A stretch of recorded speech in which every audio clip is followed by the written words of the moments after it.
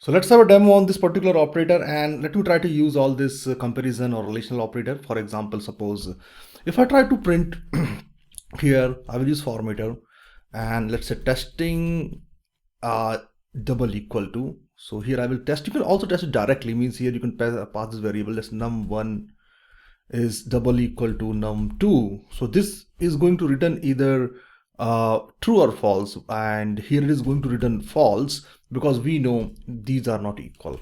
But when I type something, let me copy this one. Okay, you can gain more hands-on experience by doing it yourself.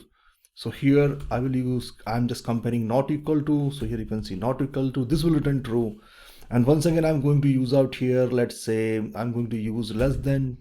Okay, so here num1 is less than num2, it will return false because num1 is greater than num2. And then here I will use greater than, this will return true because num1 is greater than num2, like this. And let me use wait a minute, and then let me use less than equal to. So this is going to be written false because these two numbers are neither equal, not neither less than. Number one is neither less than or equal. And then I will use here greater than equal to. So this is going to return true because it is greater. It is, at least it is not equal, but it is greater.